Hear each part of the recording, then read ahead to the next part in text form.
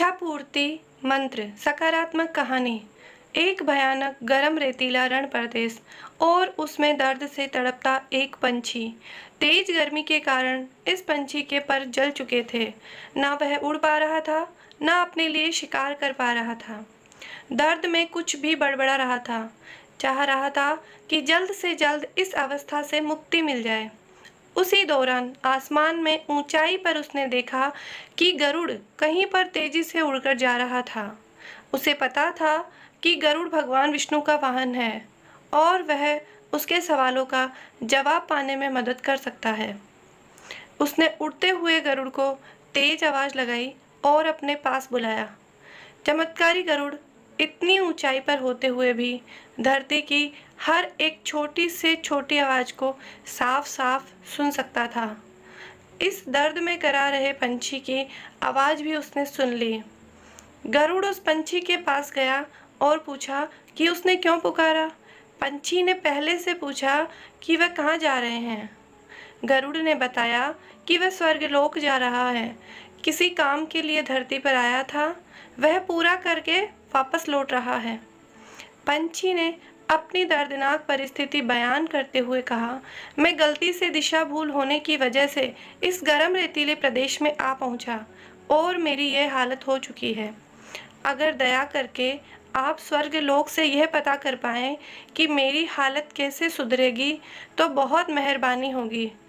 उस पंछी की विनती सुनकर गरुड़ वहां से स्वर्गलोक जाने के लिए निकल पड़ा। गरुड़ स्वर्गलोक जैसे ही पहुंचा तो स्वर्गलोक के दरवाजे पर उसने देवदूतों को खड़ा पाया।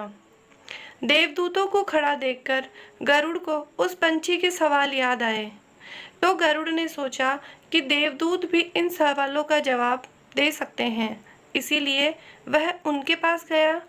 गरुड़ ने देवदूत को हाथ जोड़कर उस घायल पंछी के बारे में बताया और पूछा कि उसकी मुक्ति कब हो पाएगी।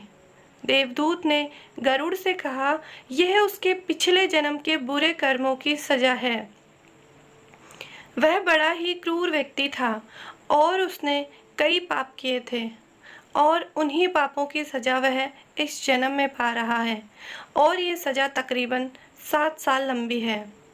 देवदूत की बात सुनकर गरुड़ को उस पंछी पर और ज्यादा दया आने लगी, क्योंकि गरुड़ ने उसकी हालत देखी थी।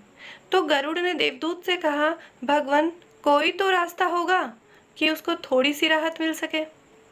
गरुड़ के विनती करने पर देवदूत ने उससे कहा कि हाँ, एक मंत्र है जिसको बार बार दोहराने से उसकी हालत में सुधार हो जाएगा। वह मंत्र है, भगवान तेरा शुक्र है। यह वह अद्भुत मंत्र है जिससे बड़ी से बड़ी सजा, बड़ा सा बड़ा दर्द भी कम हो जाता है या कभी कभी खत्म भी। गरुड़ इस मंत्र को लेकर उस पंछी के पास लौटा और उस देवदूत से हुई सारी बात बताई और वह मंत्र भी उसको दिया, फिर वहां से चला गया। 7 दिनों बाद फिर से गरुड़ को किसी काम से धरती पर आना हुआ और उसी रास्ते से वह गुजर रहा था। तो गरुड़ ये देखकर अचंभित था कि पहले जो पंछी मरने की हालत में था, उसके अब नए पंख निकल आए थे। वह जहाँ रह रहा था वहां पर नई झाड़ियां उग निकली थी और उसके नजदीक ही एक छोटा सा तालाब भी बन चुका था। अपना काम खत्म करके गरुड़ जब देवलोक वापस लौटा तो उसे वही देवदूत मिले।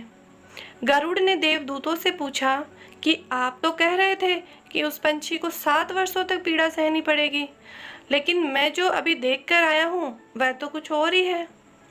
देवदूत ने गरुड़ से कहा कि यह उसी मंत्र का परिणाम है जो पहले मैंने तुमको दिया था और तुमने उस पंछी को।